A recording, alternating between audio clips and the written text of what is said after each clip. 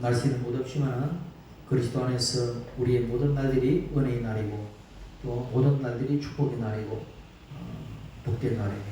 때문에 주님께 감사해야 되는 것이죠. 그리스도 안에서는 나쁜 날이 없습니다. 그리스도 안에서는 모든 날이 좋은 날이기 때문에 감사할 수 있는 것입니다. 감사한다는 것은 주연이 있는 것이고 원망한다는 것은 내가 주연이 멀어졌구나 생각하는 것입니다. 우리 입술에 예배를 어떻게 드릴까? 우리 입술이 감사의 제사가 되어야 되는 것이죠. 오늘은 이 말씀을 통해서 로마서 12장 1절 말씀을 통해서 우리의 예배자의 모습으로 어떻게 설 것인가? 많은 종교를 가지고 있습니다. 기독교뿐만 아니라 여러 세상의 종교들이 있지만 그 나름대로의 제사도 있고 또 뭡니까?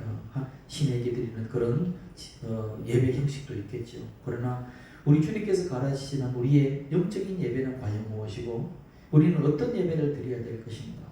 주일마다 와서 예배 드리는 이 예배도 물론 중요하지만 우리 삶 모든 가운데 우리의 삶이 예배가 되어야 할까? 그런 어떤 우리가 마음을 가지고 오늘 본문을 봐야 되는 것입니다. 그래서 영적인 예배의 삶을 제목을 가지고 오늘 말씀을 나눕니다. 이 로마서, 이 사도 바울은 이 로마서를 통해서 유대인이나 또 헬라인이나 이방인이나 모두가 예수 그리스도를 믿는 그 믿음으로 이 구원을 받는다는 그것을 이 복음입니다. 그래서 복음을 전하면서 오늘 이 12장의 말씀은 이 구원받은 성도들이 구원받은 백성들이 이제 하나님 앞에서 어떤 삶을 살아야 하는가를 말씀해 주고 있는 장입니다. 그런데 우리가 이 말씀을 가만히 보면서 잘못 이해하게 되면은 마치 이스라엘 백성들처럼 모세의 계명을 받은 이스라엘 백성들이 하나님으로부터 계명을 받아서 그 계명에 순종하기 위해서 그 법을 가지고 법으로 규정하고 그걸 지키려고 했던 것처럼 우리 예수 그리스도를 믿는 성도들이 이제 그리스도로부터 받은 새 계명을 우리가 지키기 위해서 율법주의적으로 그리고 그런 자세와 신앙으로 우리를 스스로 올라매고 강제하려고 한다면 그것은 올바른 어떤 믿음 안에서 있다고 볼 수 없는 것입니다. 그것은 뭡니까? 복음으로 이해하는 것이 아니라 뭐로? 복음을 새 율법으로 이해하려고 하는 어리석음에 빠진다는 것입니다. 많은 사람들이 내가 예수를 믿었으니 이렇게 살아야 됩니다. 예수를 믿었으니 이웃을 사랑해야 됩니다. 이제 예수를 믿는 하나님의 백성이 되었으니 하나님을 사랑해야 됩니다. 몰라서 안 합니까? 다 할 수 있죠. 그러나 그것은 율법이지요. 해야 된다, 하지 말아야 된다. 우리가 십계명에 하라, 하지 마라. 십계명이 있듯이 하라, 하지 말라는 것을 계명이라고 하고 그것을 규율이라고 하고 그것을 명령이라고 합니다.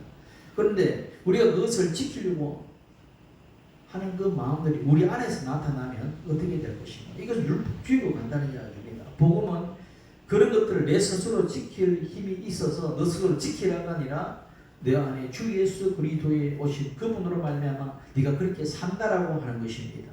그래서 모세의 율법도 내가 지킬 율법으로 자신의 힘과 노력으로 지킨다면은 그것은 율법주의가 되는 것이고 예수님 안에서 이 복음도 내가 성도니까 성도의 윤리와 규범으로 지키려고 노력한다면 그것은 복음으로서 내가 살아가는 것이 아니라 새 율법으로 자가 되어서 율법주의자가 되어서 살아가는 것입니다. 그래서 오늘 이 말씀은 그런 차원이 아니라 우리가 복음을 받고 이해하고 깨달은 사람은 또 다른 차원의 영적인 삶으로 바뀌어진다라는 것을 지금 말씀하고 있는 거예요. 그래서 가장 먼저 바울이 거론하고 있는 그 문제가 무엇인가? 하나님의 백성들이 어떻게 예배를 드려가는 문제입니다. 모세의 계명대로라면 성막과 성전 안에서 제사장을 통해서 짐승을 잡아서 피 제사를 드립니다. 그리고 소제를 올려드립니다. 그래서 구약의 제사는 속제제, 속건제, 화목제, 번제, 소제, 5대 제사라고 하지. 그러니까 그런 것을 통해서 이제는 예배 드리는 때가 아닙니다. 예수님 시대는 그 전까지만 해도 그런 제사를 드렸지만은 이제 예수 그리스도 이후부터 똑같이 그런 짐승을 잡아야 드려야 되는 거 아니라는 이야기입니다. 마치 사마리아 여인이 예수님에게 와서 뭐라고 말합니까? 우리가 어디서 예배 드리는 것이 진짜 예배인가? 우리가 어디서 하나님 앞에 제사를 하는 것이 진짜 제사인가? 라고 묻지요. 그래서 북이스라엘 백성들은 이 산, 그러니까 그리심산이라고 하는 그곳에 예배하는 것이 옳다라고 이야기하고, 남유다의 백성들은 예수님 당신께서 속해 있는 그 유다는, 남유다는 뭡니까? 예루살렘에서 예배를 드려야 한다고 하는데, 예수님 당신은 어디서 예배를 드려야 되는 것이 맞다고 생각하십니까? 나에게 좀 가르쳐 주세요라고 이렇게 사마리아 여인이 이야기했습니다. 그때 예수님께서 요한복음 4장에서 말씀하시기를, 예수께서 이러시래, 여자여 내 말을 믿으라. 이 산에서도 말고 예루살렘에서도 말고 너희가 아버지께 예배할 때가 이르리라.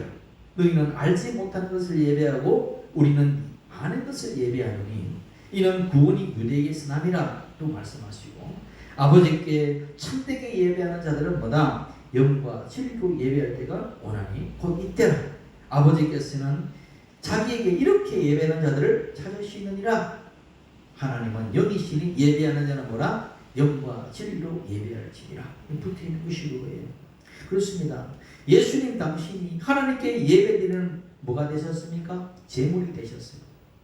예수님 당신이 이제는 참 성전이 되시기 때문에 이제는 더 이상 짐승을 잡아드리는 그런 모욕 예배, 모욕이 제사가 아니고 예수 이름 안에서 드리는 실제 예배, 실제 제사를 드릴 때가 왔다라는 걸 말씀하고 있는 것이고, 예수님이 참 성전이기 때문에 예수 그리스도 안에서 드리는 그 예배가 뭡니까? 참된 영으로 진리로 예배된 것이다 라고 말하는 것입니다. 성전이 무엇인가? 뭡니까? 예수님이 여러분 안에 명에 계시면 여러분이 성전이 되는 것이고, 예수님이 이 교회에 계시면 이 교회가 성전이 되는 것이고, 예수님이 뭡니까? 내 직장, 내 학교, 내 어떤 사업터에 있으면 그곳이 뭡니까? 내 성전이 되는 것입니다.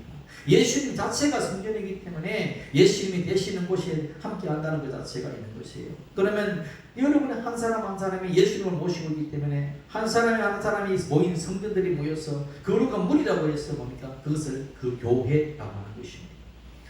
그런데 당시 이 사도 바울이 당시만 해도 예배 드리는 것이 예루살렘 성전에서 예배를 드려야 하는지, 아니면 짐승을 잡아서 영이나 송이나 비둘기를 들여서 예배를 해야 되는지, 다시 말하면 유대교식으로 하나님께 예배를 해야 되는지, 아니면 새로운 예배 형식으로 예수 이름으로만, 예수 그리스도 이름으로만 예배해야 되는 것이, 그것이 혼돈되는 것입니다. 또 뭡니까? 예수를 믿는 사람들 중에서도 할례를 해야 되는지 할례를 하지 말아야 되는지, 이스라엘 백성들은 날 때부터 8일 만에 할례를 받는데 이제 뭡니까? 예수 믿는 우리들도 하나님의 백성으로서 그 전표를 할례를 받아야 되는지, 이런 문제들이 뭡니까? 초대교회 안에 있었다는 것입니다. 만약 과연 그것들이 어떻게 해야 될 것인가, 이런 혼란 속에 있을 때에 바울은 참된 영적 예배가 무엇인가에 대해서 지금 말씀해 주고 있는 것입니다. 그들에게 뭡니까? 예배라는 것은 삶의 다른 것이 아니라 예배가 저들의 삶의 전부인 거예요. 삶의 뭡니까? 가장 중요한 부분이기 때문에 그런 차원에서 뭡니까? 이제는 이 로마서는 로마에 있는 성도들에게, 로마에 있는 교인들에게, 로마에 있는 교회에게 이제는 뭡니까? 그 말씀을 주고 있는 것입니다. 당시에 로마는 이방인입니다.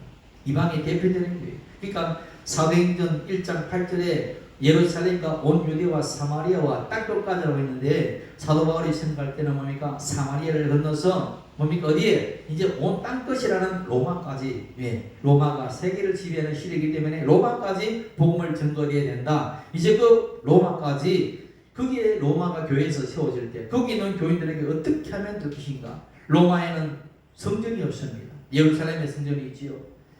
로마에는 뭡니까? 제사장도 없습니다. 그리고 로마에는 짐승을 잡아 드릴 만한 장소가 없습니다. 그런데 어떻게 해야 될까? 그곳이 있는 것은 기껏 뭡니까? 회당 정도가 있겠지요. 회당도 그렇게 많지가 않습니다. 그러나 로마에 회당이 있다는 것은 뭡니까? 들어보지 못했지요.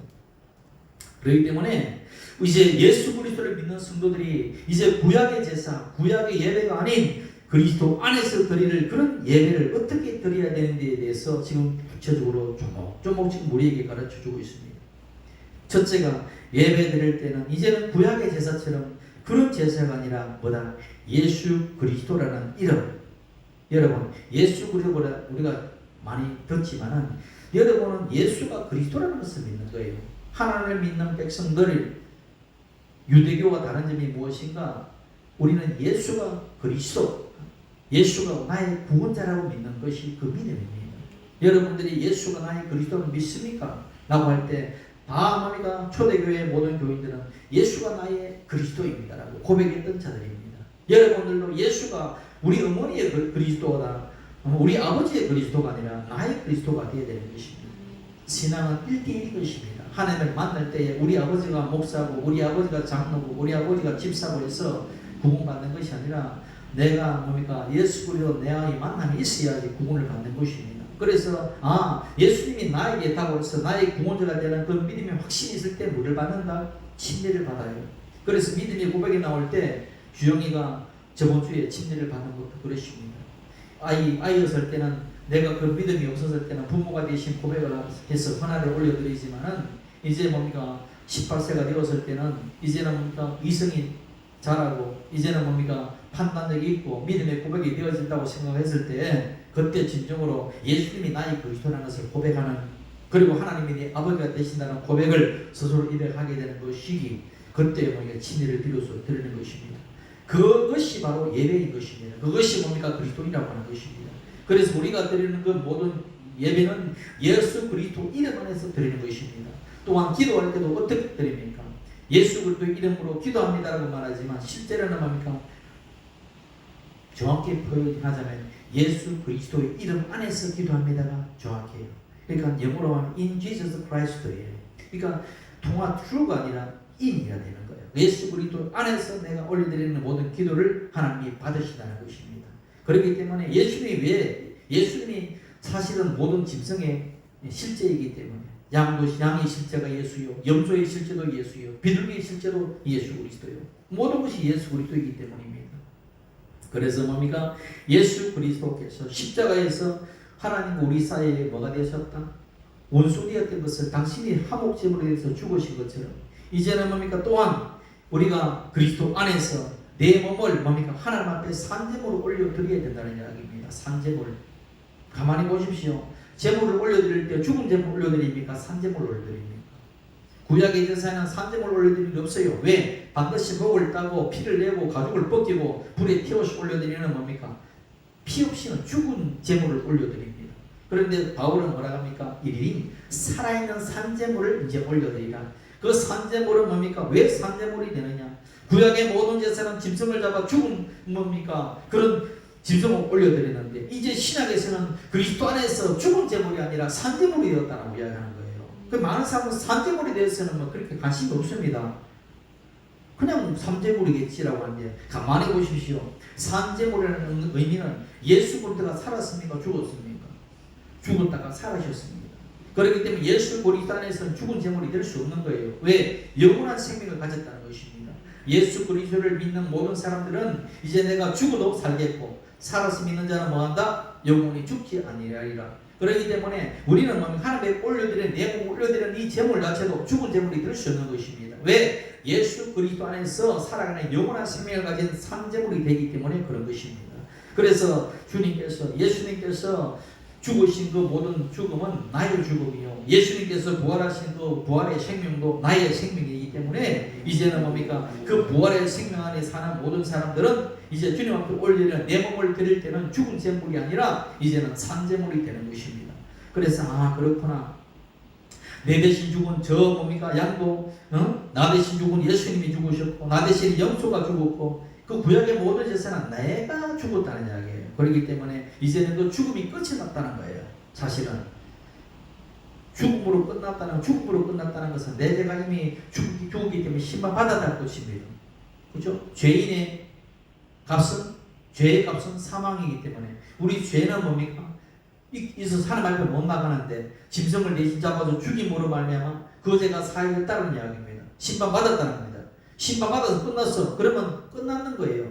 다시 삶이 없어요. 근데 예수 그리스도께서 다시 사심으로 말미암아 죄는 끝났고 다시 살아있는 예수 그리스도께서 다시 사시기 때문에 내 삶이 주어지는 것입니다. 그렇기 때문에 그렇구나. 우리는 모두 하나님 앞에 들어갈 때 산제물이 되는구나. 그런데 그 산제물에 어떤 산제물? 거룩한 산제물이 올려져요. 왜 거룩한 산제물일까? 예수 그리스도께서 거룩하시기 때문에 하나님의 본성을 우리에게 주어지기 때문에 우리가 거룩한 것입니다. 내가 스스로 거룩해서 거룩이 아니라 하나님이 주어지는 그 거룩의 본성이 우리에게 들어오고 하나님의 실제이신 예수 그리스도가 내 안에 오셨고 하나님의 그 영이, 우리에게 거룩한 영이 우리에게 오시기 때문에 우리를 거룩하다라고 말하는 것입니다.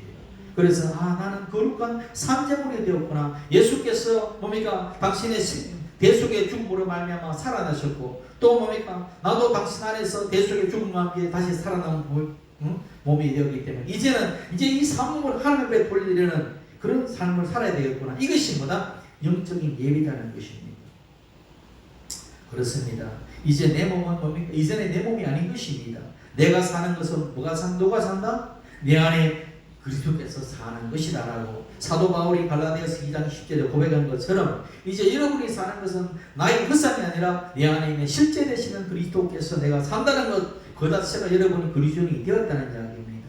그래서 뭡니까? 나 자신을 올려드리는 그 제사, 그 예배, 이것이 영적인 예배의 본질이다 라는 것을 알아야 됩니다.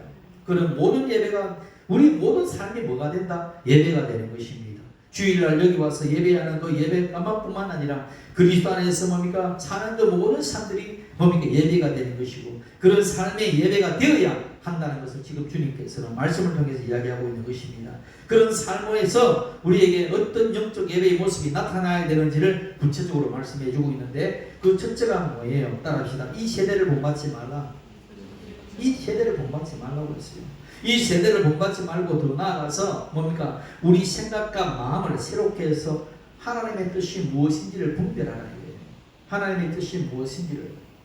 학생들이 좋은 학교에 진학하기 위해서 그 학교의 방침을 알고, 학교의 뭡니까? 모집 요강을 알고, 학교가 어떤 학생을 원하는지 뭡니까? 그 모든 것을 구체적으로 알아야 거기에 맞추어 공부를 할 거 아닙니까? 육사를 지망하는 학생은 육사가 뽑는 것들이 어떤 과목을 집중적으로 보고 있으며 어떤 기준으로 가야지 그것이 합격될 것인지 그걸 알아야지 그게 맞춰서 공부하듯이 우리도 마찬가지입니다. 하나님의 나라의 백성으로 하나님의 사람으로 살아가기 위해서는 하나님의 그 뜻을 우리가 뭡니까? 분별할 줄 알아야 됩니다. 그것이 뭡니까? 성숙한 그리스도의 일이고 하나님의 나라의 백성으로 마땅히 할 부분인 것입니다. 여기도 마찬가지로 주님께서 주시는 말씀이 부정적인 명령이 있습니다. 하지 마라. 세대를 본받지 말라죠. 이 세대를 본받지 말라죠. 적극적인 명령이 있습니다. 하랍니다. 그 하라는 뭡니까? 이제는 하나님의 뜻을 분별하라는 이야기입니다. 그래요. 이 말씀은 뭐냐? 지금 여러분 어디에 살고 있느냐의 부분에 대해서 이야기하고 있는 것입니다. 지금 여러분은 대한민국에 살고 있죠. 여러분은 지금 천안 땅에 살고 있죠. 여러분 어디에 속해 있습니까? 오늘 중앙고등학교에 다니고 있죠. 그러니까 그 어디에 속한 사람이냐 물음을 하고 같이 직면되어 있는 말씀이에요. 왜? 네가 이 세상에 속한 자면은 네가 이 세상의 가치와 세상의 가치를 추구하면서 살아가는 그런 사람이지 않느냐? 맞죠? 내가 이 세상에 속한다면 세상이 원하는 그 기준에 따라 살아가게 되겠죠. 그러나 네가 하나님의 나라 백성으로 예수 그리스도의 나라에 속해 있는 자라면은 이제는 세상적 가치를 따라가는 자가 아니라 세상이 추구하는 가치를 따라가는 자가 아니라 뭐예? 하나님의 뜻대로 살아가는 자, 예수 그리스도의 말씀 따라 살아가는 자, 이제는 옛 사람과의 결별하고 그리스도의 안에서 새 사람의 삶을 살아가는 그 뜻을 구하는 자가 된다는 이야기입니다. 그렇기 때문에 이제는 하나님의 백성으로서 내 의식과 생각이 변화된다는 이야기입니다. 마찬가지요. 내가 옛날에 거지 생활할 때에 하루아침에 로또 복권이 나가는지 아니면 내가 진짜 친아버지가 만났는데 그 아버지는 빌 게이츠 같은 그런 거부였어요. 그렇다면 나의 신분이 뭡니까? 하루아침에 거지에서 뭐億万장자의 아들이 되고 딸이 되게 되면 어떻게 됩니까? 바뀌어지죠. 그때서 금방 생각이 바뀝니까? 생각이 안 바뀌어지죠. 왜? 거지 생각은 그대로 남아있는 것입니다. 내일 뭘 먹어야 될지, 오늘 누구에게 뭡니까? 밥을 얻어 먹어야 될까? 이런 생각을 하게 되겠죠. 그러나 부자의 아들, 부자의 딸들은 뭡니까? 그런 생각하지 않습니다. 마땅히 뭡니까? 아버지가 줄 거야 하는 부자의 마인드가 가지고 있겠죠. 그렇기 때문에 하나님 나라 백성들은 하나님 나라에 속해 있어도 내가 세상 나라에 오래 갇혀 있는 그 가치관 속에서 빠져나오지 못해요. 그렇기 때문에 우리에게 무엇을 주신다? 하나님의 말씀을 주시고 오늘도 주의 종을 보내서 그 말씀대로 가르치게 하시고 그것을 듣게 하시고 내가 하나님의 나라 백성으로서 어떻게 살아갈 것인가에 대해서 그 행동 방침을 알려주시는 것입니다. 오늘도 뭡니까? 종들이 있고 오늘도 교사들이 있고 오늘도 뭡니까? 목사들이 있고 다 그런 것은 뭐예요? 여러분들에게 하나님 나라 백성으로서의 삶의 가치를 어떻게 추구해야 될 것인지를 가르쳐주는 그런 교사로도 하는 여러분들에게 보냈다는 이야기입니다. 그렇기 때문에 그 말씀을 듣고 내가 이해하고 그 말씀을 듣고 따라가고 그 말씀대로 내가 생각하게 되면 이제 하나님 나라 생각으로 변화되는 이야기입니다. 그래서 생각이 변화되면 우리 입술도 변화되는 것이고, 그리고 내 말도 변화되는 것이고, 내 행동도 변화되는 것이고, 내가 바라보는 관점도 변화되게 되는 것입니다. 세상적 관점에서 변해서 하나님 나라의 관점으로 변화되게 되는 것입니다. 세상의 가치관을 통해서 살아갈 때는 내가 뭡니까? 부와 권력과 명예를 위해서 쫓아가는 사람의 길을 살았지만, 이제는 예수 그리스도를 만나고 난 다음에 내 인생의 주인이 내가 아니라 예수 그리스도 그분이구나, 내가 고약할 것은 예수 그리스도 암이구나 라는 걸 깨닫게 되면 내 인생의 주체가 내가 주인이 아니라 예수가 나의 주인이고 그리스도만이 나의 살 길을 알기 때문에, 하나님이 내 아버지라는 걸 알기 때문에, 그 이제는 내 육신의 정욕과 안목의 자랑을 따라서 살아가는 그 자들이 이제는 성령의 뜻을 따라서 쫓아가는 그런 삶을 살아가야 하는 것입니다. 그것이 뭡니까? 내 영으로서 변화된 삶, 그것이 내 생각으로 변화된 삶. 어디서부터 나오느냐? 하나님의 말씀, 하나님의 영으로부터 나오는 그런 말씀이라는 이야기예요. 믿음의 사람은 그런 사람입니다. 성령의 사람은 그런 사람입니다. 언제나 모든 일에 생각함에 있어서 뭘 한다? 하나님의 뜻을 먼저 구하는 것입니다. 기도하지 않는 사람은 왜 기도하지 않을까요? 왜? 내 생각 속에서 하나님의 관심이 없는 것입니다. 왜 기도하지 않을까요? 하나님께 기도한다고 될 것인가 하는 불신을 가지고 있는 것입니까? 왜 기도할까요? 기도하는 것은 하나님의 인생의 주권자를 알기 때문에 기도하는 것이고, 왜 기도할까요? 내가 이렇게 가는 것이 맞는 것인가 하나님께 묻고, 그것이 가는 것이 마땅한가 하나님께 분별을 위해서 내가 기도하는 것입니다. 그래서 내가 생각하고 말하고 행동하는 그 모든 일들이, 내가 꿈꾸는 이 모든 이상들이 하나님께 기뻐하는 것인가, 아니면 선한 일인가, 하나님께 온전한 것인가, 이것을 주님 앞에 기도하여 묻는 것입니다. 뿐만 아니라 기도하여 응답이 없을 때 내가 말씀을 통해서 그것을 확증받는 것입니다. 내가 하나님의 음성을 들었을 때 이 음성이 하늘로부터 내려오는 하나님의 음성인지, 아니면 내 혼에서 나오는 생각인지, 아니면 주님 말씀으로 오는 말씀인지, 무엇을 통해서 하나님의 말씀 속에서 확증해 나갈 때, 그때 야 그렇구나, 내가 이 꿈꾸는 이 꿈이, 내 생각하는 이 이상이 하나님으로 주신 그 소원이구나 알게 되는 것입니다. 그래서 그것을 기도로 올려드리고 그 기도가 응답되게 되는 것이고, 여러분 인생의 성공길로 가게 되는 것입니다. 하나님의 사람은 하나님의 뜻대로 가야 성공이 있는 것이지, 자기 뜻대로 가면 길이 막히게 되어 있어요. 그렇기 때문에 주여, 내가 모든 노력은 하지만 내가 가는 이 모든 일길이 하나님의 뜻대로 하나님의 은혜 안에서 가는 길인지 알고 싶습니다. 주님, 내 생각과 내 마음을 주님 주장하여 주셔서 주님의 온전한 삶을 살아가게 하여 주옵소서. 내가 날마다 영적인 예배 안에 예배자의 삶으로 살게 하여 주옵소서. 그렇게 기도하고 나가는 것입니다. 오늘 로마서 12장에 나오는 이것은 우리 성도들이 어떤 윤리와 교리를 보면서 이것은 뭡니까? 그렇게 지켜야 돼, 마땅히 해야 돼, 이렇게 뭡니까? 우리를 강제하는 것이 안 되는 이야기입니다. 많은 사람들이 복음을 율법으로 이해하고 있습니다. 이것을 보통 윤리로 이야기하고 있습니다. 그리스도인들의 윤리관 그러죠. 세상에는 윤리관이 있습니다. 윤리 지키려고 말씀 준 건 아니에요. 예수 그리스도의 말씀은 생명입니다. 아시겠습니까?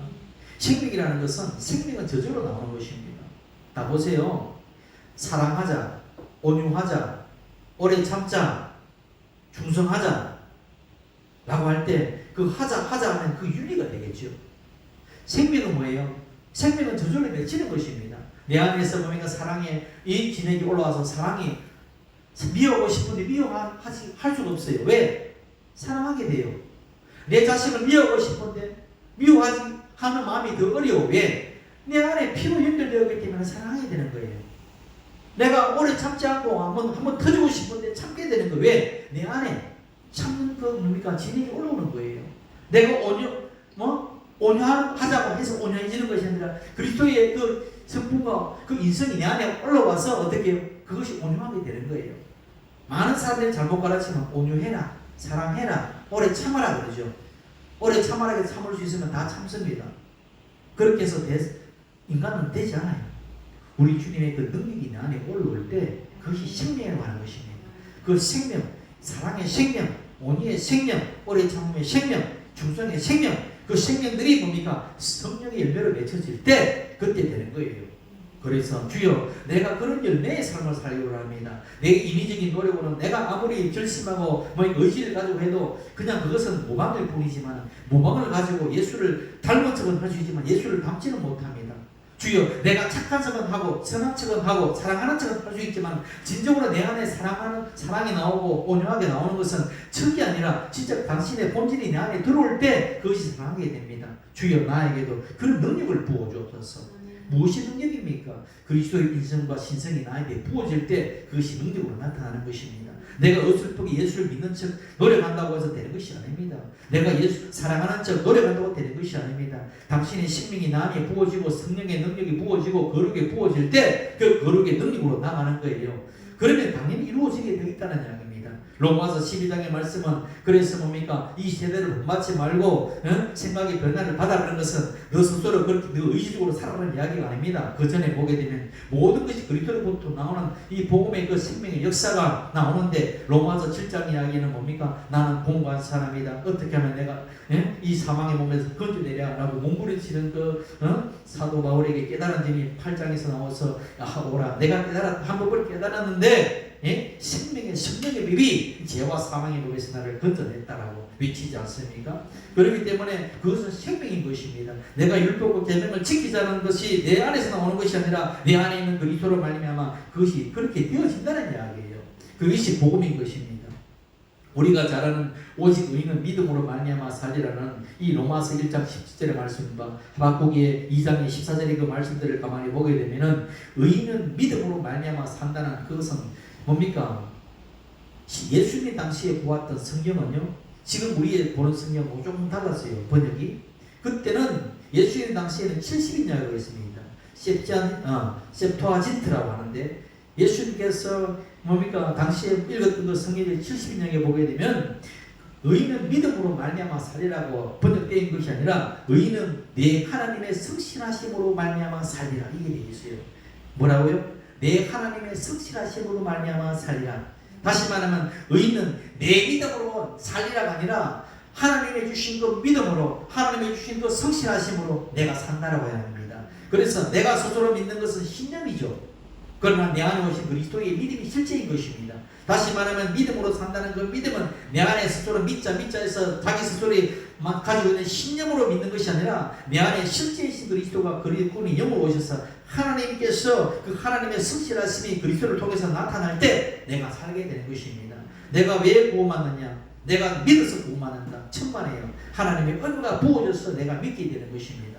내 스스로 아무리 믿으려고 하면 노력해 보십시오. 믿어지는가? 안 믿어져요. 하나님의 은혜가 부어질 때 그 목사님의 말씀이 믿어지고 설득되어지고 하나님의 말씀이 하나님의 말씀으로 인정되어지고 막 다른 문학책 소설책이 아니라 이 말씀이 하나님의 살아있는 내 영혼을 뒤집어 놓는 그런 생명의 말씀으로 믿어지는 것은 뭐예요? 하나님의 은혜가 부어졌기 때문에 믿어지는 것이지 아니면 세상의 어떤 문학 도서와 똑같은 이야기입니다. 그렇기 때문에 주여 당신 은혜로 마음에 내가 삽니다. 당신이 주신 그 믿음으로 말미암아 삽니다. 자신 믿음의 고백인 것입니다. 이것이 고백이에요. 많은 사람들이 복음을 이해한다고 하면서 복음을 율법적으로 이해하고 복음을 이야기하는 것입니다. 구약도 뭡니까? 복음적으로 보게 되면 복음이고 신약도 뭡니까? 율법적으로 보게 되면 율법책이 되는 것입니다. 율법으로 보게 되면 예수님께서 산상수훈에서 이야기하는 그 모든 교훈들을 보십시오. 응? 그 모든 그 예수님의 기준에 비춰보면 모세의 율법도 아닌 것입니다. 왜? 너희는 마음에 탐하기만 해도 이미 도둑질한 것이고 그 형제를 미워하기만 해도 너는 살인한 자가 되고 내 마음에 은욕을 품은 자만 돼도 너는 이미 가난하였다고 말하는 그 지음하신 예수님 앞에 그 계명 앞에서 누가 설 자가 누가 있겠습니까? 모세는 뭡니까? 겉으로 나타나는 그 행동만 말하면 될 텐데 예수님은 내 속에 품은 죄까지도 그것을 나타난 죄라고 말씀하시는 그 예수님의 완전한 뭡니까? 그 말씀의 법 앞에서 누가 설 수 있겠습니까? 그 법에서는 아무도 내 힘으로 될 수 없는 것이기 때문에 우리는 복음을 이해할 때 주여 내 힘으로서는 당신의 그 하나의 계명도 내가 지킬 수 없는 악한 죄인입니다. 그러니 나는 뭡니까? 내 스스로 할 수 없고 당신의 능력만이 당신의 생명만이 나를 할 수 있사오니 당신의 영으로 나를 충만케 하시고 당신의 영으로 인도하여 주시고 내 안에 있는 옛사람은 지하여 주시고 당신의 생명 안에 나를 새롭게 하옵소서 이렇게 기도하게 되는 것입니다. 그래서 복음으로 이해해야 되는 거예요. 우리가 예배 드릴 때 이 드리는 예배는 입술로만 예배 드리는 것이 아니라 우리 사도 바울이 가르쳐주시는 것은 내 몸의 전부를 삶의 예배로 올려드리는 것입니다. 삶의 예배는 겉으로 어떻게 나타납니까? 여러분의 삶의 예배가 어떻게 나타나요? 그것은 뭡니까? 메인의 모습으로 나타납니다. 메인이죠. 어떻게 메인입니까? 남녀가 서로 만나서 사랑하게 됩니다. 그리고 사랑을 하다 보면 뭐예요? 결혼하자 하겠지요. 결혼의 서약은 뭡니까? 뭐예요? 서로 매이는 관계입니다. 내가 딴 여자, 딴 남자들도 세상에 많지만은 내가 당신만을 사랑하리라. 당신만을 내가 나의 아내로, 당신만을 나의 남편으로 내가 인정하고 내가 앞으로 사랑하며 살리라. 서로가 서약하는 관계입니다. 그것이 서로가 매이는 것입니다. 사랑하게, 그러면 사랑이 문제입니까? 부부가 결혼이 문제입니까? 사랑이 먼저가 되는 거예요.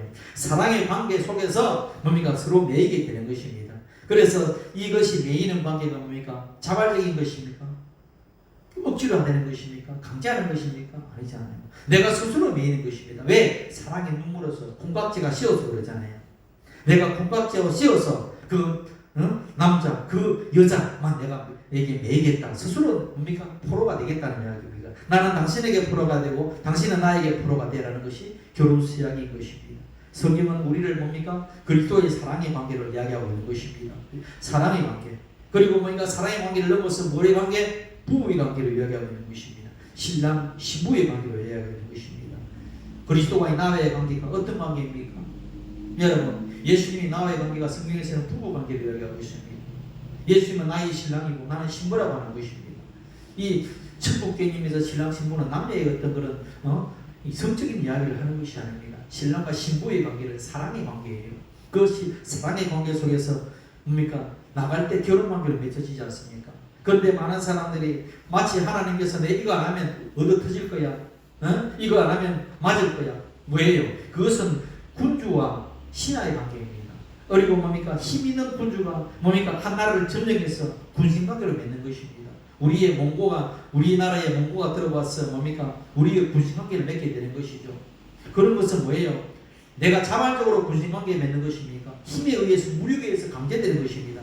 하나님과 우리의 관계, 예수 그리스도 나의 관계가 그런 군신의 관계입니까? 그런 힘에 의해 억압되어서 내가 뭡니까? 그런 관계로 예배드리는 자에 있었습니까? 아니지 않습니까?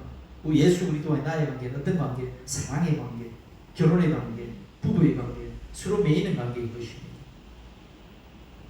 그래서 어떤 사람은 예수 믿어도 얻어 터질까봐 예수 믿고 하나님의 징계할까 예수 믿고 그건 뭐예요? 하나님을 하나님으로 똑바로 보지 못하는 거예요. 하나님을 아버지로 보지 못하는 거예요. 아버지라는 존재는 생명의 존재예요. 아저씨와 아버지가 다른 것은 아버지는 나의 생명의 관계에 있는 것이고 아저씨는 나의 생명의 관계에 없는 것입니다. 하나님을 내 아저씨라고 부릅니까? 아버지라고 부릅니까? 하나님을 내 아버지라고 부르는 것은 하나님과 나와의 생명의 관계이고 생명의 관계에 있다는 것은 사랑의 관계인 것입니다. 그것은 힘의 관계가 아니라는 이야기입니다. 많은 사람들이 하나님을 어떤 폭군으로 보고 있습니다. 왜? 내가 이렇게 하면 얻어 터질 거야. 나를 때릴 거야. 심판할 거야. 두드릴 거야. 암을 줄 거야. 병을 줄 거야. 내가 길을 잘못되게 할 거야. 이것은 뭐예요? 하나님을 내 아버지로 보는 것이 아니라 폭군으로 보고 있는 것입니다. 예수 그리스도는 이 땅에 오셔서 하나님 아버지를 아버지라고 이야기하셨어요. 하나님 아버지를 좋은 분이라고 말씀하셨어요. 그러나 많은 사람들이 인간의 관념 속에서 하나님을 폭군으로 만들어가고 있는 것입니다. 하나님은 절대 폭군이 아닌 것입니다.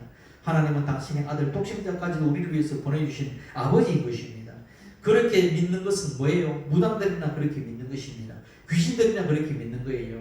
무당들이 뭡니까? 자기들이 신을 받지 않고 싶었는데 왜 받습니까? 무병이라는 것이 있습니다. 귀신 들어오면 뭡니까? 몸이 아파서 병원에 가도 낫지 않고 병원에 가도 병명이 없고 그러면 아파 죽는 거예요. 왜 그럴까? 귀신이 나를 점령한 거예요. 귀신이 내 몸을 점령한 거예요. 그래서 내가 마지못해 무당이 되는 거예요. 내가 그래도 내가 무당을 받지 않겠다고 어느 연예인이 남자 연예인이 무당이 되었어요. 그분이 와서 이야기하는데 왜 당신은 연예인 하다가 배우를 하다가 무당이 되었냐고 물었을 때에 나제가 그렇게 아파도 내가 참고 참았는데 마지막 그 한마디 때문에 내가 무당이 되었다고 하는 겁니다. 왜? 네가 안 받은 네 자녀에게 내가 들어가서 네 자녀가 무당이 되게 만들겠다고 하는 거예요. 그런데 내 자녀가 고통받는 싫다는 이야기입니다. 그래서 내가 무당이 일로 가겠다라고 보니까 신내림을 받는 것입니다. 그것은 뭐예요? 폭군인 것입니다. 귀신이 사람을 점령하는 것은 폭군처럼 와서 나를 점령하고 뭡니까? 몰래 들어와서 두들겨라고 죽이는 멸망시키는 일을 하는 것은 귀신의 일이요. 우리 하나님 아버지는 뭡니까? 폭군처럼 보시는 분이 아니라 사람의 관계 속에서 내가 자발적으로 사랑의 눈물기를 기다리고 있는 것입니다. 그러기 위해서 바로 하나님인 것입니다. 그렇게 사랑의 메인분이 사도 바울이었고 그렇게 사랑의 메인분들이 예수의 제자들이었고 그렇게 예수의 아버지 수많은 제자들이 예수를 위하여 하나님 나라를 위해서 자기 목숨을 죽여까지 버릴 수 있었던 것입니다. 수많은 사람들이 자기 목숨 아깝지 않았겠습니까? 어떻게 예수 그리스도를 위해서 십자가에 꿀꿀로 매달려 죽으며 어떻게 뭐 단도대에 목이 베어서 죽으며 수많은 사람들이 뭡니까? 그 고통 속에서 주기철 목사님은 뭡니까? 그 수많은 아버지 철길을 걸어갔으며 손양원 목사님은 공산당의 침략에서 그렇게 총을 맞아 죽었었는가? 왜 그럴까요? 예수 그리스도에 대한 사랑이 눈물했기 때문에 그런 것입니다. 그래서 뭡니까? 눈물지 않은 것은 다시 말하면 종의 모습인 것입니다. 종. 내가 너에게 종됐다라고 하는 거예요. 부부관계는 어떻게 보면 종관계예요. 내 것 주장하지 않는 것이기 때문에. 사도 바울도 보니까 예수 그리스도를 소개하면서 자기 자신을 소개할 때 로마서 1장 1절에서 뭐라 그러냐면은 예수 그리스도의 종된 바울은 이렇게 이야기합니다. 자기가 종이라고 이야기하는 겁니다. 사도 바울은 어떤 사람입니까? 지성인 중에 지성인입니다. 그리고 뭡니까? 모든 명예도 가지고 있었습니다. 그리고 뭐 로마의 신분, 로마권을 가진 로마의 시민을 가진 그런 사람들이었습니다. 당시에 천부장, 백부장들도 로마의 시민을 받기 위해서 엄청난 재물을 들여서 받는데 이 뭡니까 사도 바울은 신분 자체도 로마의 시민을 가지고 있었고 그리고 철통적으로 보면 유대인 중에 유대인이고 그러니까 지성적으로 보면 가말리엘 문화에 그리고 헬라적인 모든 사상과 철학을 다 준비했던 그런 우수한 인물이 스스로 종이 되겠다고 이야기했다는 이야기입니다. 그리고 종이 되었다고 이야기하는 것입니다. 왜 그렇게 종이 되었을까요? 사랑에 매였기 때문입니다. 예수를 알았기 때문입니다. 종은 어떻게 살아갑니까? 자유가 없습니다. 종은 자유의지가 없습니다. 종은 꿈이 없습니다. 종은 자기 꿈이 없고 누구의 꿈입니까?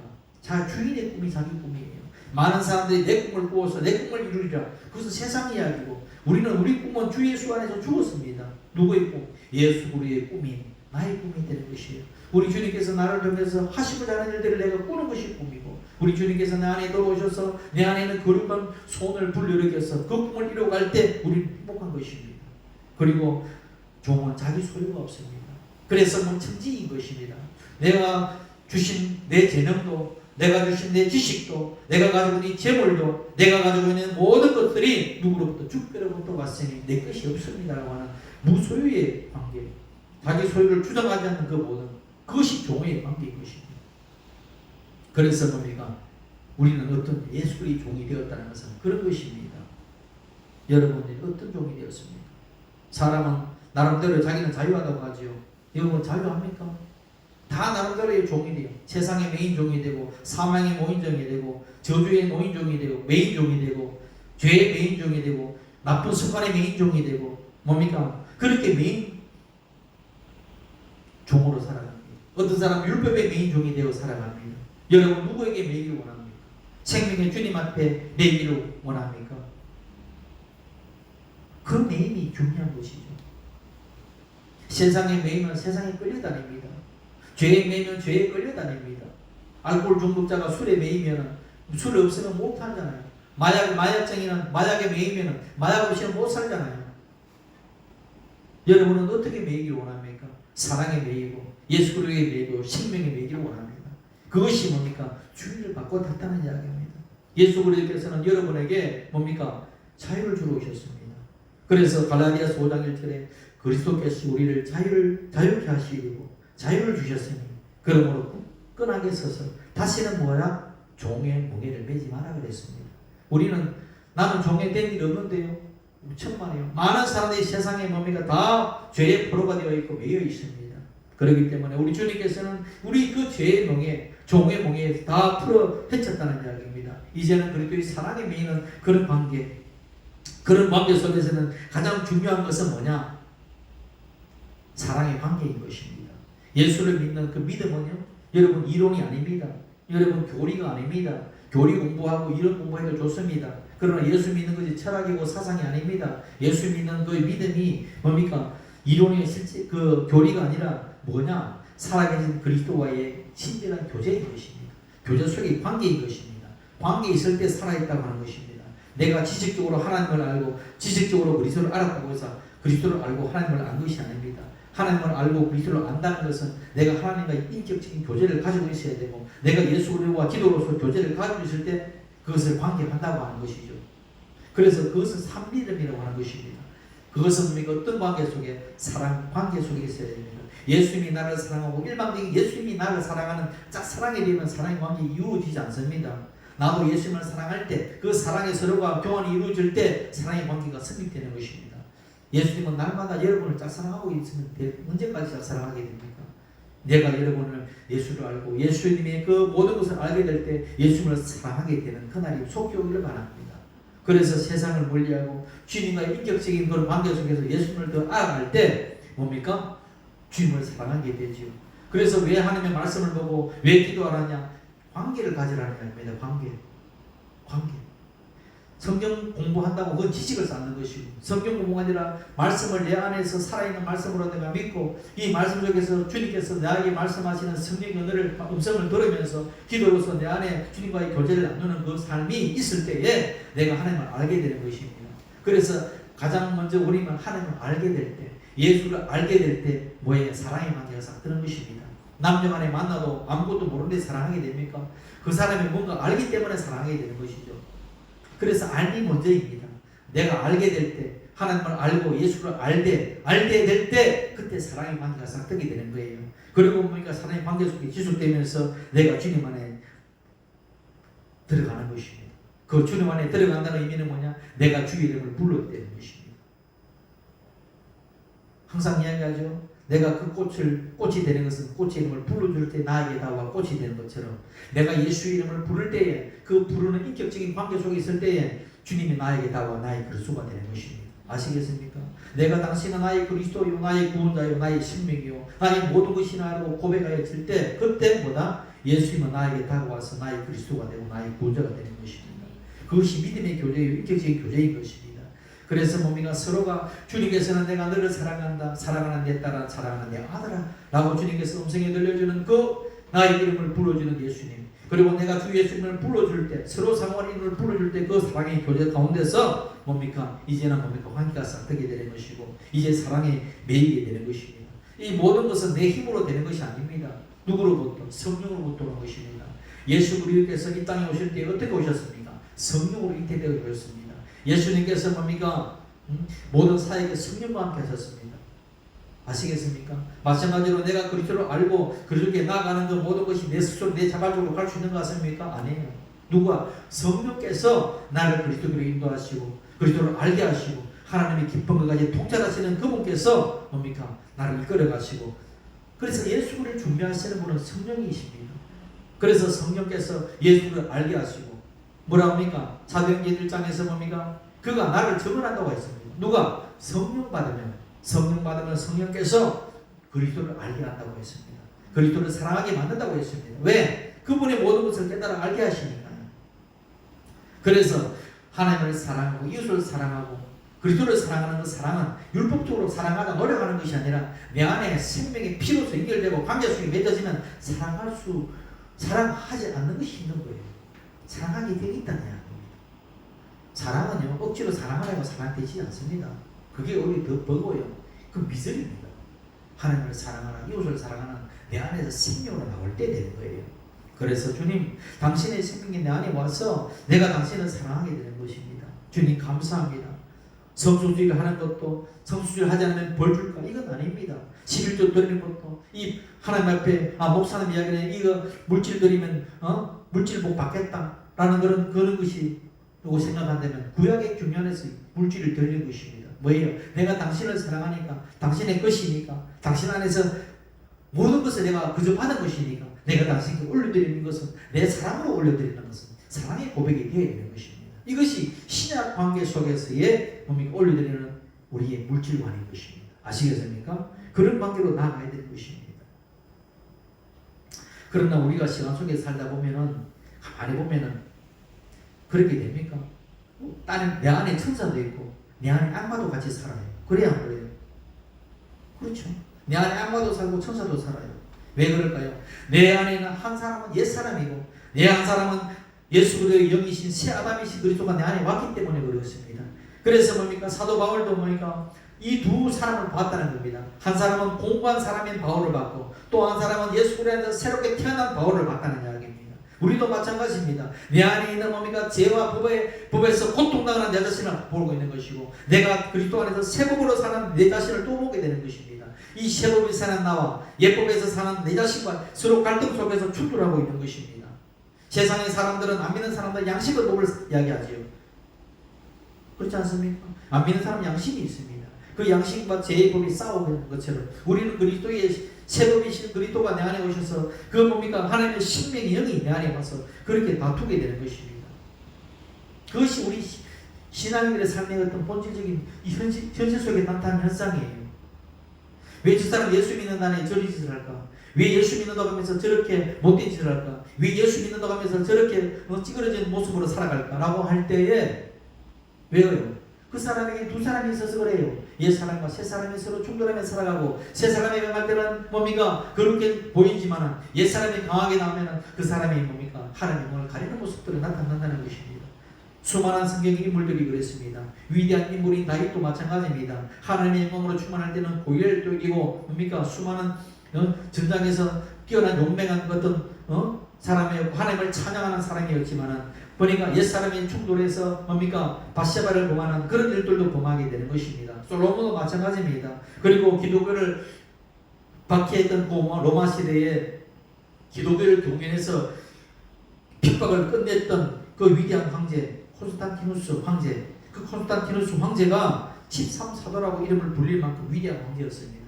그런 위대한 황제가 얘도 얼마나 글을 진 것이 있는가? 그것은 뭡니까? 자기 아들과 자기의 부인이 뭡니까? 서로 간통했다는 그런 것 때문에 그 아들과 아내를 죽입니다. 그런 어떤 그들도 있는 그런 사람들이에요. 그렇기 때문에 그 모든 사람들 간에 그들이 있는 것입니다. 위대한 종교개혁자 루터도 마찬가지입니다.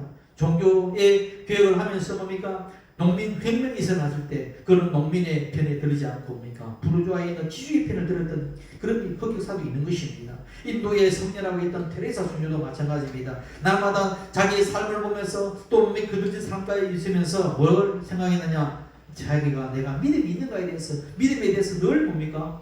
불안했던 이야기입니다. 그러니까 그 모든 삶은 내 옛사람과 새사람과의 충돌 속에 있는 것입니다. 그러나 우리는 생명의 법이 있다는 것을 또한 알아야 돼요. 우리는 또 다른 복음이 있다는 것을 알아야 돼요. 그 또 다른 복음이 무엇인가? 그것은 침례요한이 이야기해주고 있는 것입니다. 그 침례요한의 복음이 뭐라고 했느냐? 요한복음 3장 30절에 그는 흥하여야겠고 나는 쉬어야 하리라. 따라합시다. 그는 흥하여야겠고 나는 쉬어야 하리라.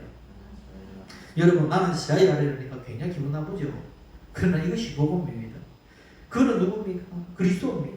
예수 그리스도께서 내 안에 오셔서 내 안에 그리스도가 흥해야지 그것이 되는 것이 복이 되는 것이. 내가 흥하면 어떻게 됩니까?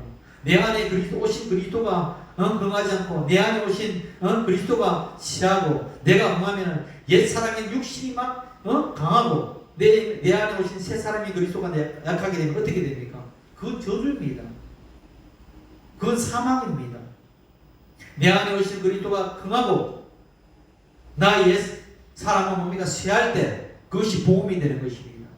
세대요한이 이야기했던 침례요한이 했던 그리스도는 흥해야 되고 나는 세야 되겠다는 이것은 정치 권력과 종교 권력의 어떤 헤게모니 싸움이 아닌 것입니다. 이것은 예언적인 우리의 말이고 여러분의 말이고 나의 말인 것입니다. 그래서 뭡니까? 이것이 복음이 되는 거예요. 사무엘하에 보게 되면은 3장 1장에 1절에 뭐라고 나오냐면은 사울의 집과 다윗의 집이 전쟁이 오래되고 다윗의 집은 강성해 가고 사울의 집은 점점 시하여 가더라. 이런 말씀이 나옵니다. 이게 뭐예요? 이게 오늘 지금 침례요한의 말과 같이 맥락이 이어집니다. 사울은 어떤 사람입니까? 사울의 영은 이 나라를 내 나라로 만들려고 하는 사람이에요. 하나님의 이스라엘 땅은 누구의 나라입니까? 하나님의 나라예요. 이 백성은 누구의 백성입니까? 하나님의 백성이에요. 그런데 사울은 뭡니까? 내 나라를 세우려고 했던 것입니다. 내 백성이 만들려고 했던 것입니다. 그런 어떤 것이 내 안에 있는 것입니다. 예수 그리스도를 내 안에 오셨지만 예수 그리스도는 나의 주인이 아니라 내가 주인 행세하고 내가 필요할 때 당신은 나를 도우는 그냥 서번트 정도만 예수님이 되어주길 원하는 것이 나의 본성인 것입니다. 그래서 내 안에 온 그 다윗인 그리스도가 나와 싸우는 것입니다. 내가 오히려 다윗을 대적하죠. 가만히 보십시오. 내가 그리스도를 대적합니다. 내 안에 있는 그리스도를 대적하고 내 안에 있는 성령을 거스리고 그렇게 살아가는 것이 내 어떤 육신의 본성이잖아요. 그것이 내 안에 있는 사울의 영입니다. 그 사울의 영과 이제는 다윗의 영이 싸우게 될 때에 결국 누가 이기게 됩니까? 성경은 누가 이겼다고 말합니까? 다윗이 이겼습니다. 마찬가지입니다. 내 안에 오신 그리스도와 내가 지금 육신과 싸우고 있지만 누가 결국 이기게 됩니까? 그리스도가 전용하게 되는 것이요. 내 안에 진짜 진정한 이스라엘의 뭡니까? 세워지게 되는 것입니다. 하나님의 나라가 세워진다는 이야기입니다. 그것이 뭐예요? 결과는 뻔하다 이거예요. 그는 응하고 나는 시한다는 이야기입니다. 내가 이 시간 속에서 지금 고통당하고 괴로워하고 죄 때문에 지금 번민하고 고통당하고 있지만 결국은 내 안에 있는 그리스도가 성령으로 말미암아 뭡니까? 나를 점령하리라. 그래서 내 안에 하나님의 나라를 세우리라. 완전히 점령하리라. 당신의 평강의 나라, 의와 평강이 희락이 넘치는 그런 나라가 되리라. 이것이 복음인 것입니다. 그래서 뭡니까? 이 로마서 12장에 나오는 이 말씀들은 뭡니까? 예수 그리스도 안에서 믿는 믿음의 사람들이 마땅히 해갈 윤리 이야기가 아니라 마땅히 그렇게 된다는 것을 이야기하는 복음의 말씀인 것입니다. 그래서 주님, 이제 복음의 말씀을 내가 알았습니다. 이제는 내 안에 있는 서울의 영은 끝이 나고 다이신 그리스도가 나 안에 강성해지고 이제는 그 강성으로 말미암아 내 안에서 하나님의 나라, 진짜 의와 평강과 희락이 넘치는 그 나라가 내가 영원한 나라를 내가 이미 상속받았으니 나는 기쁨으로 살겠습니다. 그렇게 믿음으로 고백하면 기쁨으로 나아가기를 예수 이름으로 축원합니다. 기도하겠습니다. 할렐루야. 우리 하나님 아버지 은혜와 사랑이 감사합니다. 오늘도 하나님 아버지 영적인 예배의 삶을 통하여 우리가 어떻게